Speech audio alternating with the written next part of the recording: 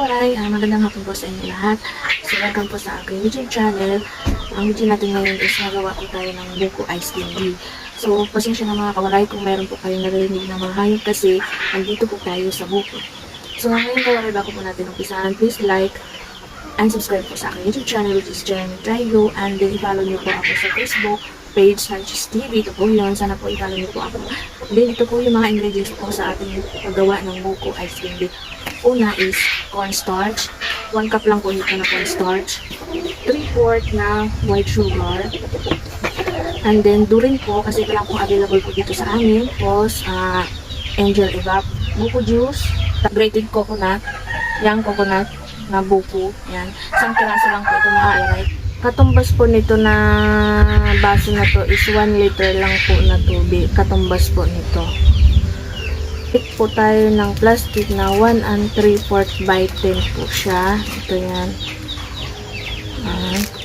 Then, gagamit po ako ng 1/4 na measuring cup pag magkakala po tayo para sa ice candy. And then, embudo. Ito po natin gawin is magtatakal po tayo mga kawaray ng buko juice. Dapat 4 cups lang po na buko juice ang gagamitin po natin. 1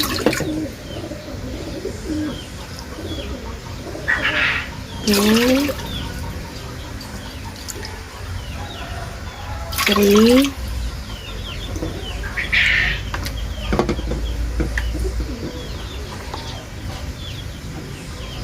4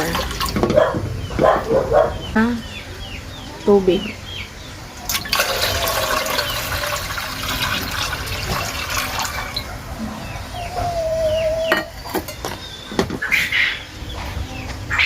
Lagyan natin ang sukal na 3/4.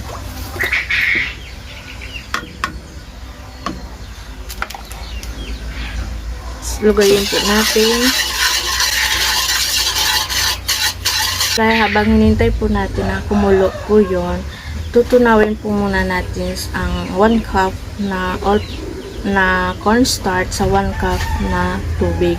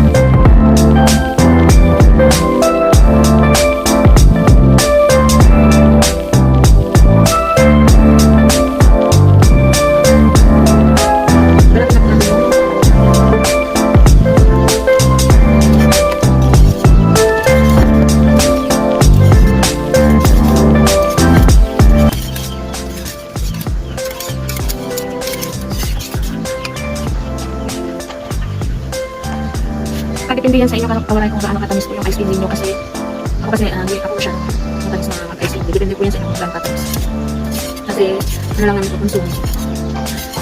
So papalamigin lang muna natin ito bago natin siya gamitin mga kawaray. So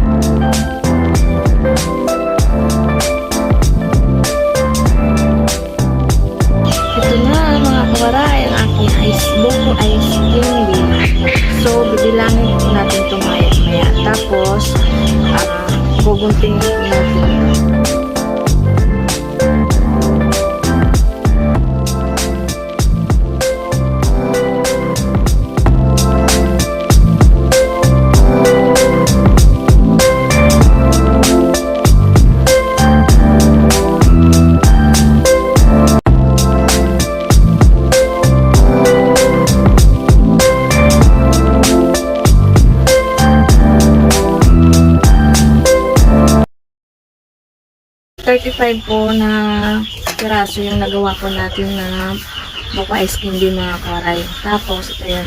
Hugasan po natin ito para hindi masyadong malagkit yung katawan niya. Tapos, ilalagay po natin sa kapitbahay yung buko ice candy. Makikirit muna tayo dahil wala pa tayong rin. Hugasan ko muna mga kawaray. Kung nagustuhan niyo po ang aking video ngayon, please don't forget to like and subscribe po sa aking YouTube channel, Lalo. And thank you, see you next video.